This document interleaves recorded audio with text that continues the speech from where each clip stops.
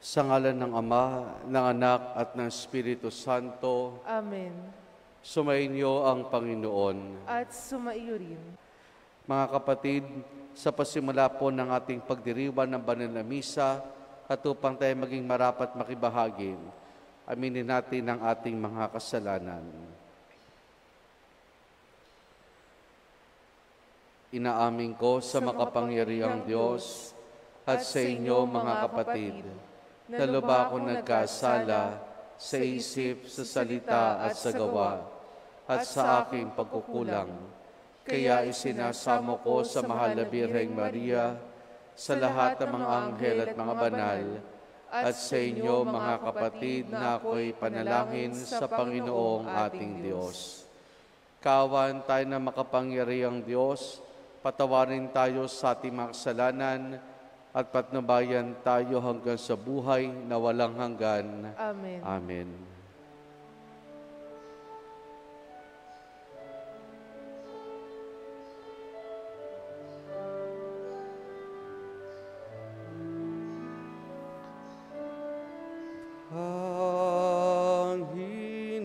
Panginoon, kahawan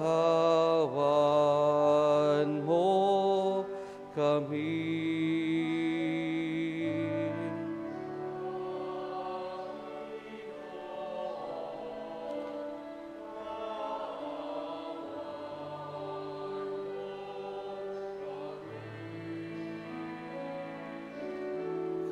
Kristo, kahawan mo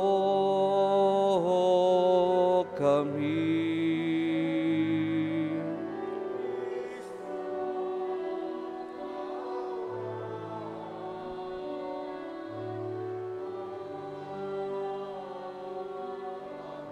Panginoon, kahawan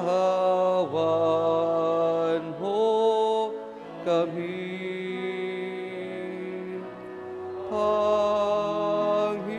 Panginoon, kahawan mo kami. Manalangin tayo. Ama naming makapangyarihan, ipagkulob mong kami makasunod sa itinuro at pinakitang halimbawa ni San Pedro Damian upang kami walang mahalagahin ng higit kay Kristo at kami makapagbigay pansing lagi sa paglilingkod sa sambayanan mo hanggang sa kami sumapit sa liwanag na yung walang maliw na kaligayahan sa pamamagitan ni Jesus kasama ng Espiritu Santo magpa sa walang hanggan. Amen. Amen.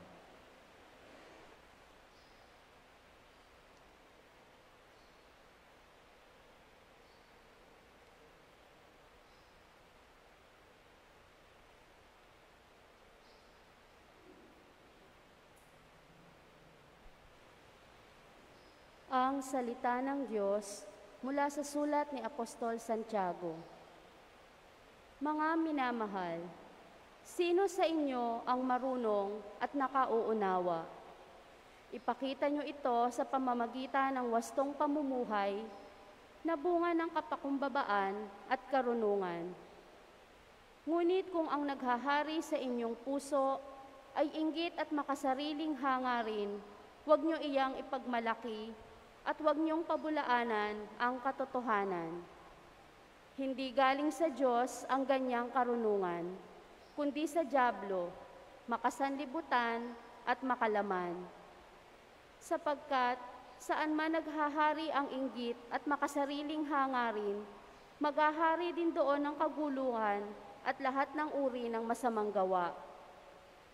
Ngunit ang may karunungang mula sa Diyos, una sa lahat, ay may malinis na pamumuhay. Siya'y maibigin sa kapayapaan, mahinahon, mapagbigay, mahabagin, at masipag sa paggawa ng mabuti, hindi nagtatangi at hindi nagkukunwari.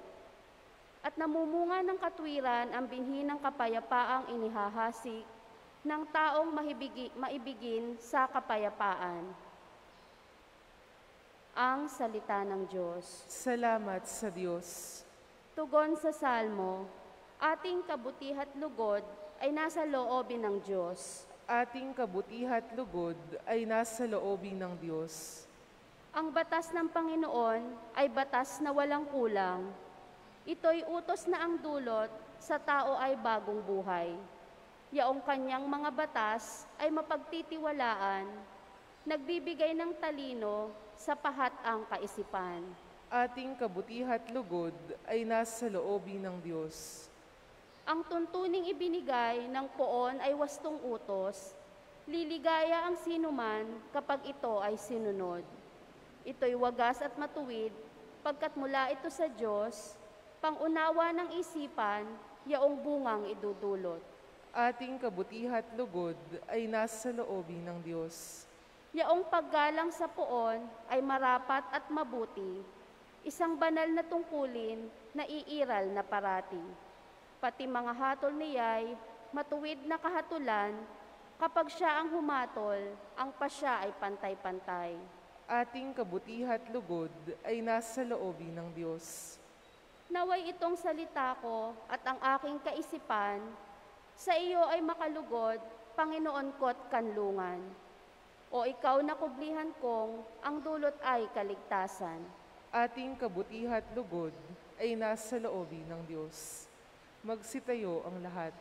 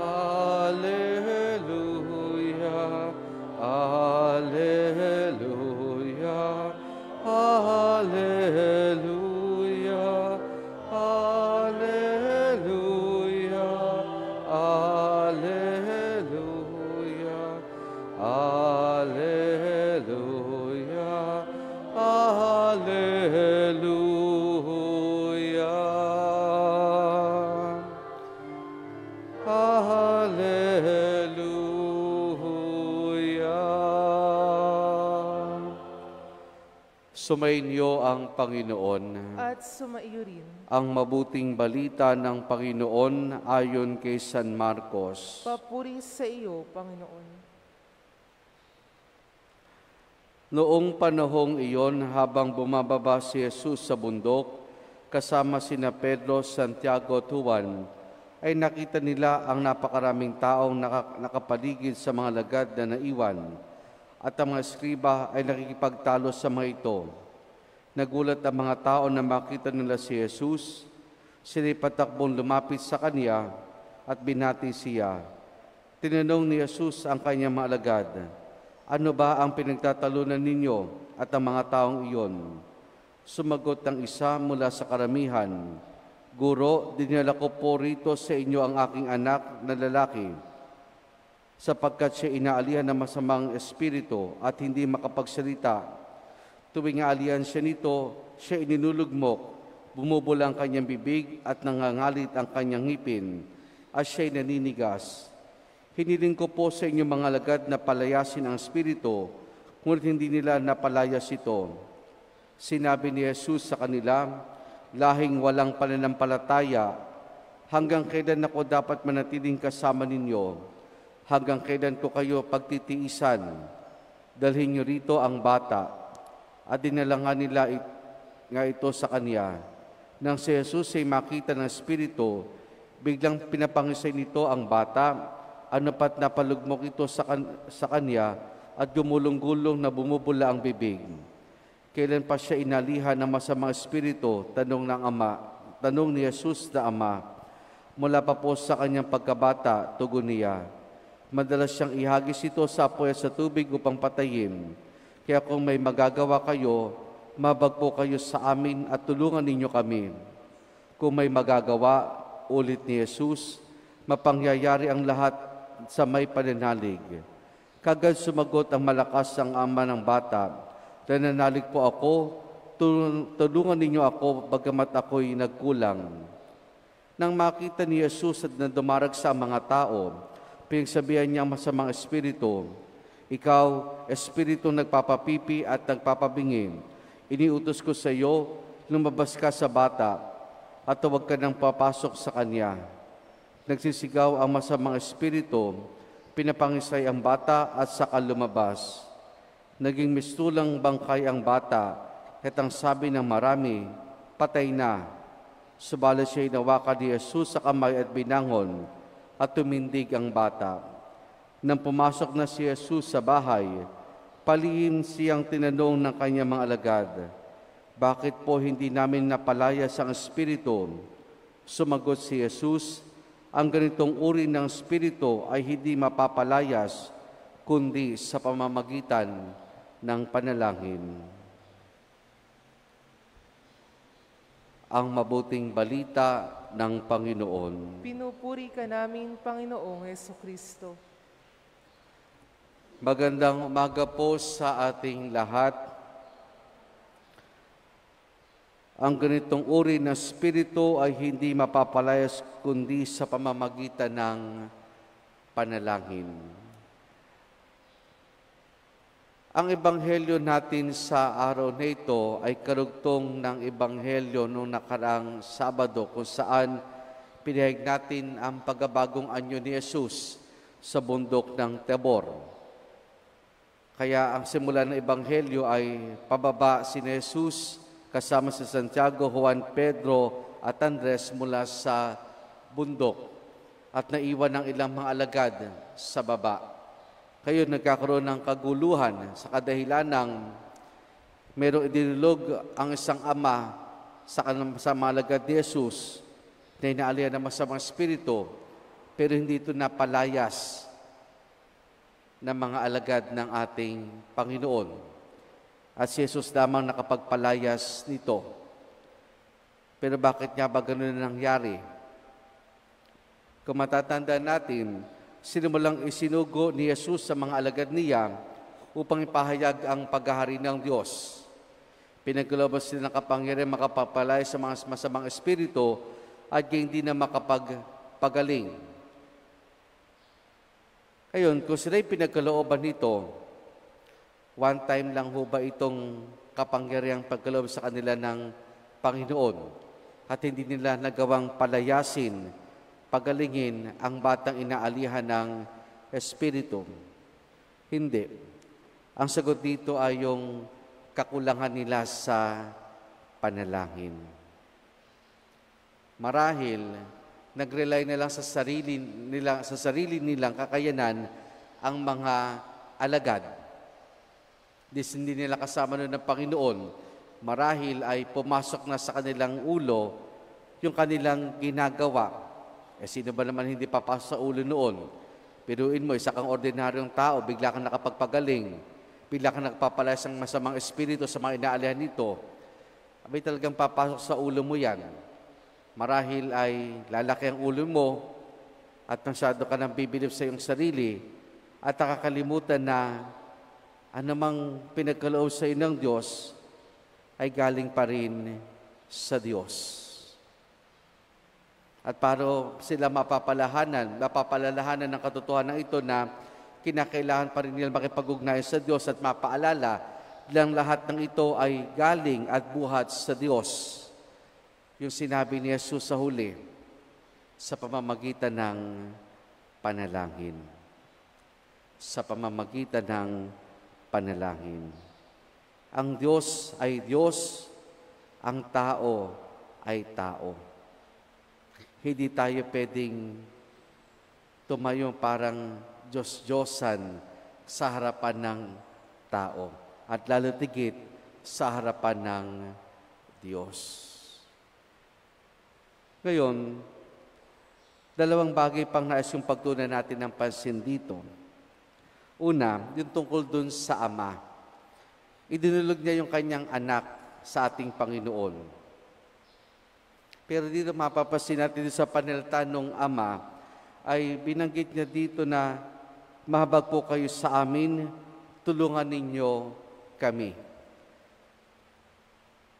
Ang may sakit lang ay anak niya. Pero ang dumulog ay para bagang buong pamilya. Ang nandun lang yung ama at yung anak, pero doon sa panalita niya, tulungan mo po kami, mahabag po kayo sa amin.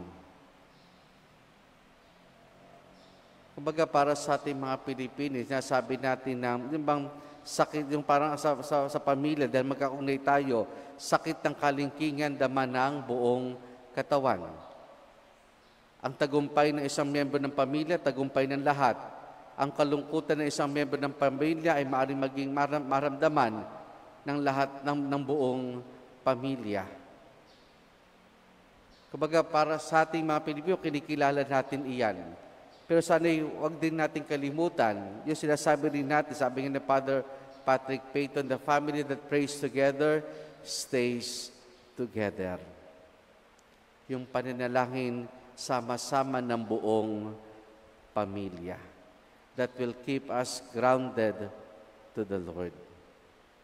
Panalangin ng buong pamilya. Sama-samang nagdarasal, sama-samang nananalangin, sama-samang nagsisimba at nagpupuri sa Diyos. Yung pangalawa ay tungkol dito sa mga alagad. Habi ko, baka sumobra ng bilib sa kanilang mga sarili at nakalimutan nila na ang kapangyarihan nila ay galing sa Diyos. Kaya siguro hindi nila napagaling dahil nga nawala silang ugnayan sa pamamagitan ng kanilang panalangin. Marahil maraming tao lumalapit sa kanila, nagpapagaling. Ayun, yun nakalimutan nila. Na kahit nasa sobrang busy nila ng pagkakataong iyon, ay maglaan pa rin sila kahit sandaling pagkakataon na marahil ay magpasalamat sa Diyos at humingi ng tulong sa Diyos na bigyan sila ng lakas. Panalangin sa ating ginagawang ministeryo. Dito sa ating parokya, sa bawat parokya naman po, maraming mga aktibong mga tao. Maraming nagtutulong-tulong. Kaya patuloy ang pag-inog ng buhay ng parokya sa pagtutulungan ng lahat ng tao. Pagtutulungan ng bawat sa atin na kung anong magagawa natin. Pero minsan, baka sa ating ginagawang paglilingkod, sa ating ginagawang mga gawain, baka minsan nakalimutan na rin nating magdasal individually.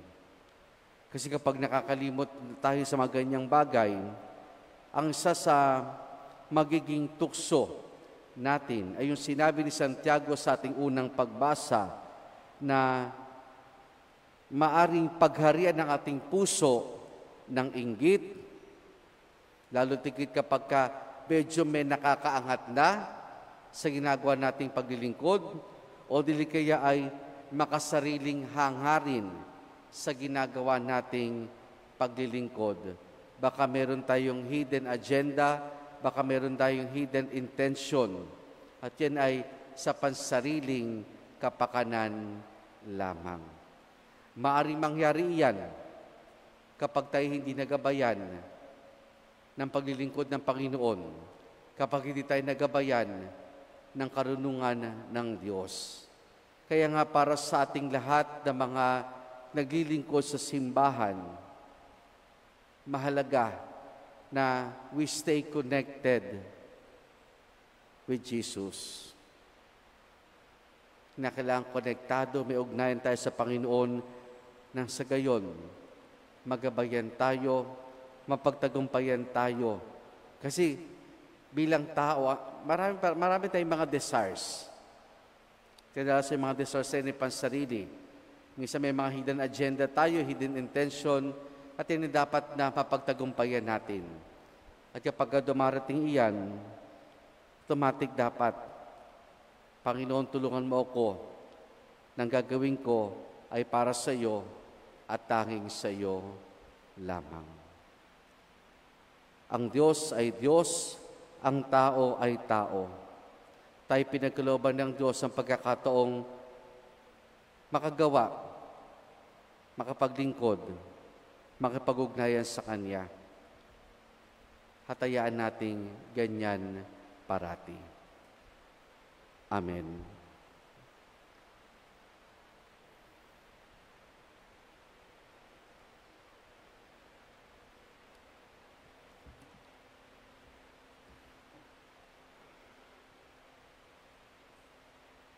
Sa pamamagitan ng Ebanghelyo, nagsasalita si Kristo ng may walang hanggang kapangyarihan at kumikilos sa Kanyang mapagpalang mga gawa. Sa pamamagitan niya, manalangin tayo ng may pananalig. Panginoon, tulungan mo kami sa aming kahinaan. Panginoon, tulungan mo kami sa aming kahinaan.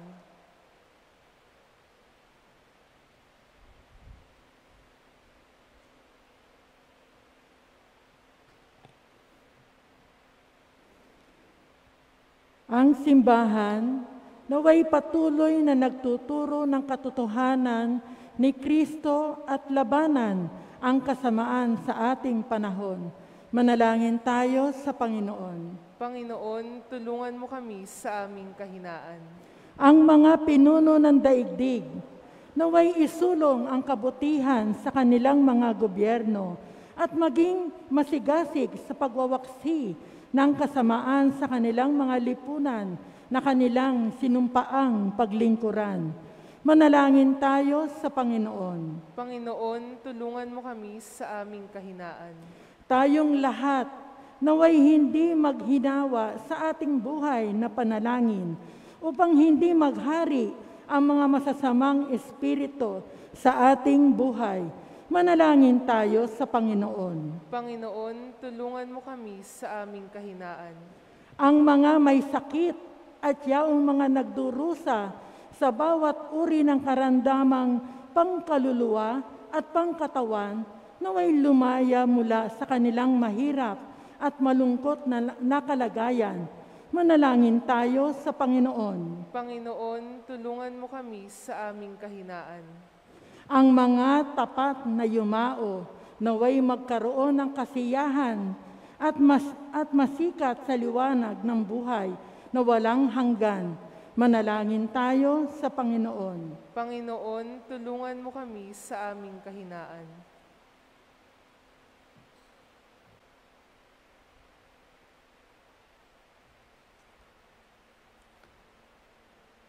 Ama naming Diyos, patuloy mo kaming hilumin sa kasamaan.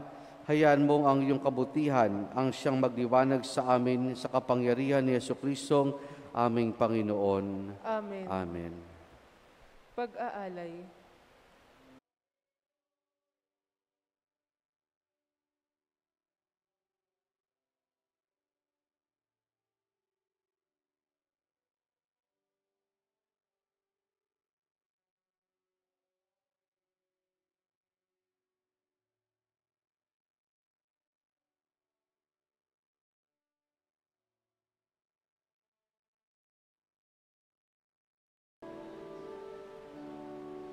Manalangin kayo mga kapatid upang ang paghahain natin ay kalugdan ng Diyos amang makapangyarihan.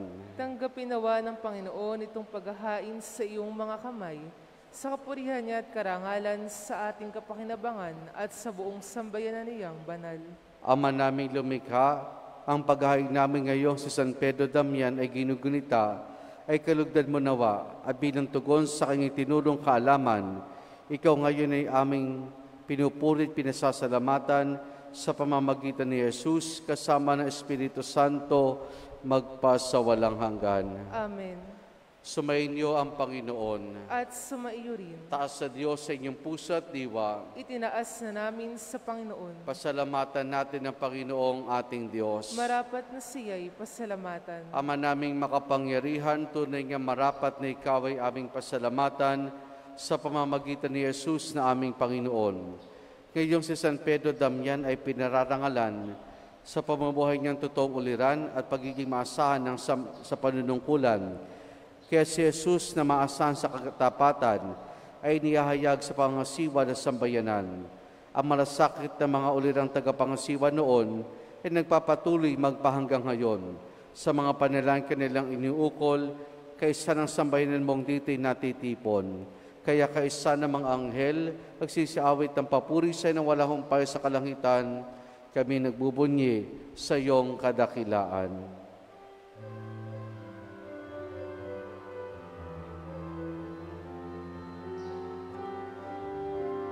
Santo, Santo, Santo, Diyos makapangyarihan, puspos ng walhati ang langit at lupa. Hosana, Hosana sa kaitasan. Pinagpalang narito sa ngalan Panginoon. Hosana, Hosana sa kaitasan.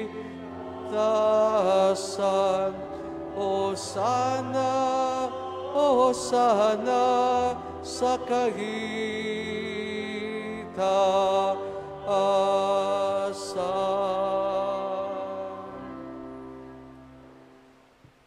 Ama naming banal, ikaw ang bukal ng tanang kabanalan. Kaya sa pamamagitan ng Espiritu, gawin mong banal ang mga kaloob na ito upang para sa amin maging katawan at dugo ng aming Panginoong Hesukristo. Bago niya pinagtiis ang kusang loob na maging handog, hinawakan niya ang tinapay, pinasalamatan kaniya, pinaghati-hati na yon. Iniabot sa kanyang maalagad at sinabi, tanggapin ninyong lahat ito at kanin itong aking katawan na ihahandog para sa inyo.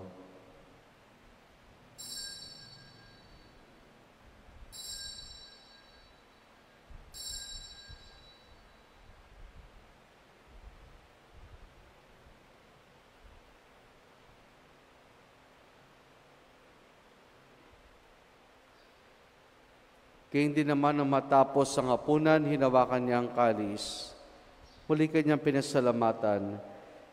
Inabot niyang kalis sa kanyang maalagad at sinabi, tanggapin ninyo lahat ito at inumin, itong kalis ng aking dugo ng bago't walang hanggang tipan. Ang aking dugo na ibubuhos para sa inyo at para sa lahat sa kapagpapatawad ng mga kasalanan. Gawin ninyo ito sa pag-alaala sa akin.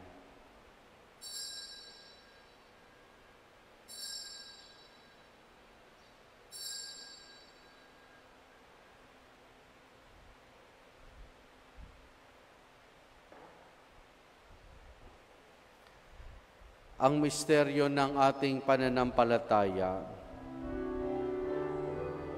Aming ipinahayag na namatay ang iyong anak, nabubuhay bilang Mesiyas at magbabalik sa wakas para hayag sa lahat. Ama, ginagawa namin ngayon ang pag-alaala sa pagkamatay at muling pagkabuhay ni iyong anak. Kaya tiniyalay namin sa iyo ang tinapay na nagbibigay buhay at ang kalis na kakaloob ng kaligtasan. Kami nagpapasalamat dahil kami minarapat at tumayo sa harap mo para maglingkod sa iyo. Isinasamo namin kaming magsasalo-salo sa katawan at dugo ni Kristo ay mabuklod sa pagkakaisa sa pamamagitan ng Espiritu Santo. Ama, lingapin mo simbahan laganap sa buong daigdig. Puspusin mo kami sa pag-ibig kaya sa ni Francisco naming Papa at ni Dennis naming Obispo at ng Tanang Kaparian. Alalahanin mo rin ng mga kapatid naming nahimlay na may pag-asang sila'y muling mabubuhay, gayon din ang lahat ng mga pumanaw at mga kaluluwa sa purgatorio. Kaawan mo sila at patuloyin sa iyong kaliwanagan. Kaawan mo at pagindapati kaming lahat na makasalo sa iyong buhay na walang wakas. Kaisa ng mahal na Birheng Maria na Ina ng Diyos, ang kanyang kabiyak ng puso, si San Jose.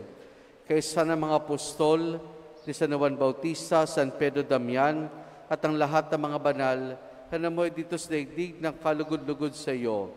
May pagdiwanawa namin ang pagpupuri sa ikararangal mo sa pamamagitan ng iyong anak na aming Panginoong Heso Kristo. Sa pamamagitan ni Kristo, kasama niya at sa Kanya, ang lahat ng parangal papuri sa iyo, Diyos Amang makapangyarihan, kasama ng Espiritu Santo, magpa sa walang hanggan. Amen. Amen. Amen. Amen.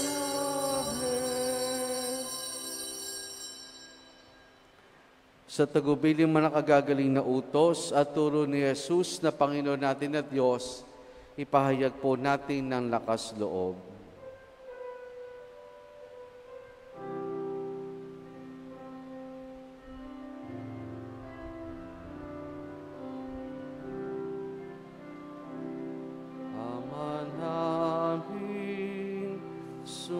Sa langit ka, sambahin ang ngalan mo, mapasamin ang kaharian mo, sundin ang loob mo dito sa lupa para nang sa langit. Bigyan mo kami ngayon ng aming kakanin sa araw-araw at patawarin mo kami sa aming mga sala para ng pagpapatawad namin sa nagkakasala sa amin, at huwag mo kaming ipahintulot sa tukso, at iadya mo kami sa lahat ng masama. Hinihiling namin kay Medya sa lahat ng masama, pagkalooban ng kapayapaan araw-araw, iligtas sa kasalanan, at ilayo sa lahat ng kapahamakan, samantalang aming masayang pinananabikan ang dakilang araw ng pagkapahayag ng tagapagligtas naming si Jesu Kristo. Sapagkat iyo ang kaharian at ang kapangyarihan at ang kapurihan magpakailanman. Amen. Panginoong Jesucristo, sinabi mo sa iyong apostol, kapayapaan ang iniwan ko sa inyong aking kapayapaan, ang ibinibigay ko sa inyo. Tunghayan mo ang aming pananampalataya at huwag ang aming mga pagkakasala. Pagkalooban mo kami na kapayapaan at pagkakaisa ayon sa iyong kalooban, kasama ng Espiritu Santo, magpa sa walang hanggan. Amen. Ang kapayapaan ng Panginoon ay lagi nawang sumainyo. At sumaiyo rin. Mga kapatid, maghangad at magbahagi po tayo ng kapayapaan ni Jesus sa isa't isa. Peace be with you po.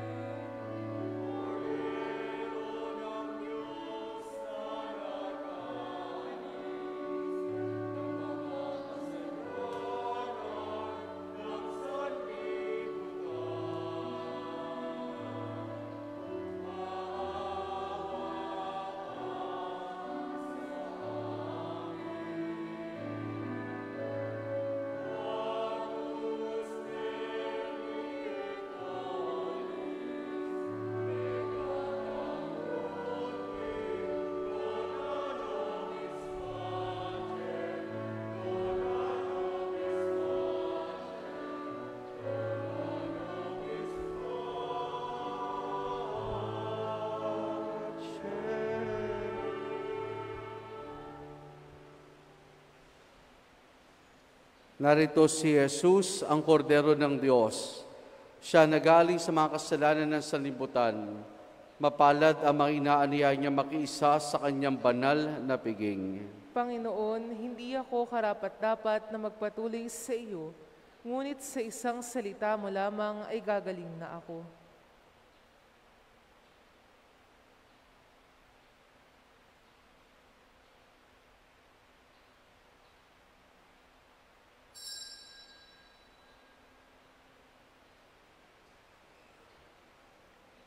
Espiritual na pagtanggap ng komunyon.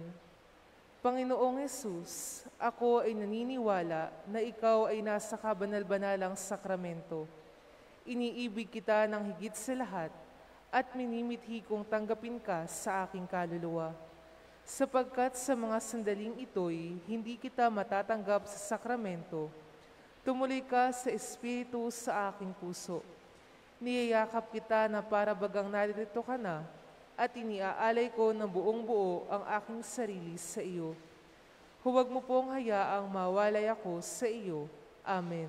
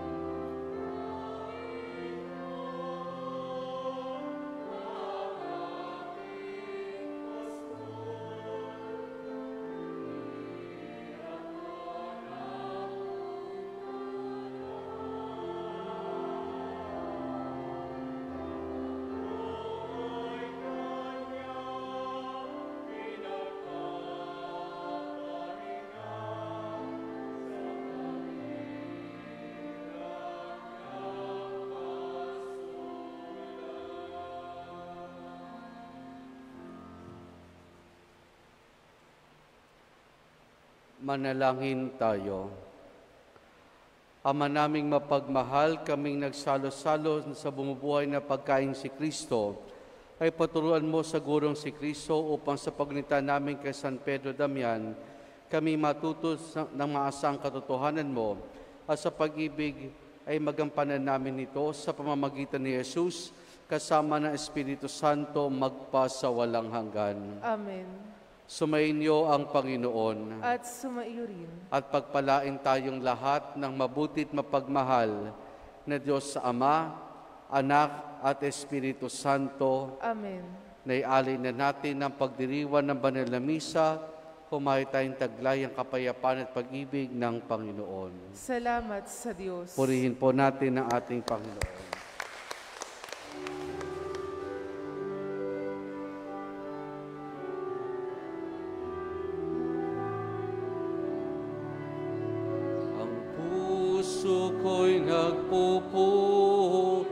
Nagpupuri sa Panginoon, nagagalak ang aking espiritu sa aking tagapagligtas. sapagkat nilingap niya kababaan ng kaniyang alipin.